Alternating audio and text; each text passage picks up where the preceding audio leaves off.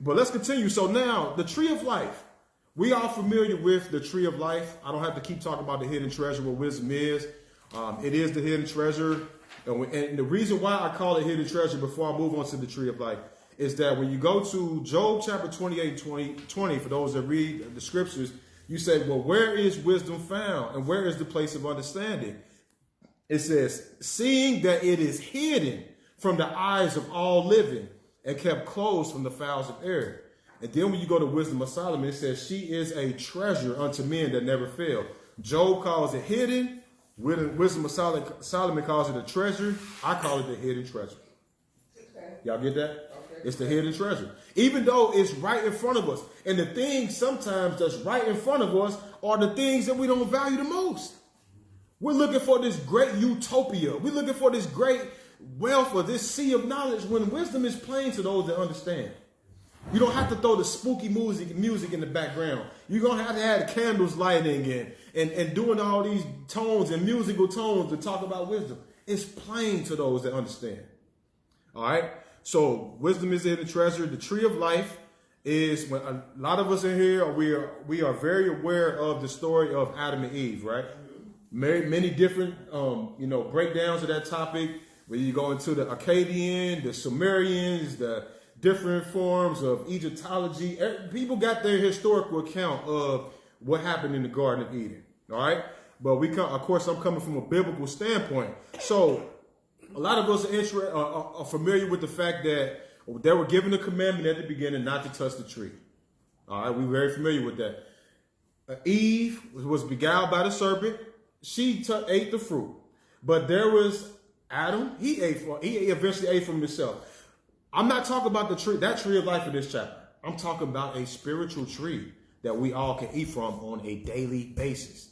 This tree has fruits attached to it. Anybody in here know what some of those fruits are? For those that have read the book, that read that chapter. Any of those fruits from the tree of life? Fruits of the spirit, huh? Natural fruit, apple. I'm talking about spiritual fruit that I mentioned in this book right here, in the tree of life. Length of days. Length of days. Long life, peace. All right, these are the fruits of prosperity. Like these are the fruits of wisdom. And when you go to Wisdom of Solomon chapter 7, you will see it talks about that. Kind to man, steadfast, free from care, having all power, overseeing all things, most subtle. These different attributes that go with the spirit of wisdom. So what I'm trying to do is, instead of us picturing a physical tree, is to understand that we have a spiritual tree that we should be eating from every single day. Now, let me ask you all this. If you all went... I'm chapter 2. Chapter 2. So if you had a physical tree in your garden or in your home, and let's just say if you ate from that tree only once every 6 months, how much fruit are you going to have if you only eat from that tree once every 6 months? Very little. Very little, right?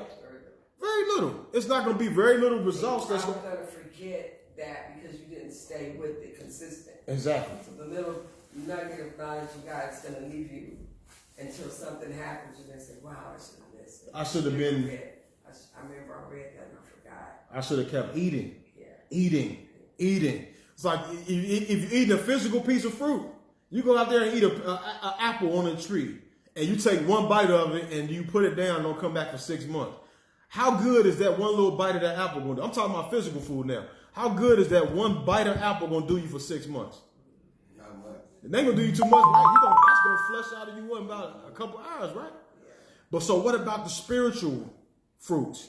You only take a bite out of it one time and then get back to it 6 months later. It's not going to help you too much. So I'm trying to encourage people to eat from this tree every single day. Eat from it. Even if it's for 15 minutes, 10 minutes, 5 minutes. People say, I don't got a whole lot of time. Well, last time I checked, we all got 24 hours. We all got the same amount of time. It's what you do with it that's going to matter. All right, so eat from the tree of life every single day. Number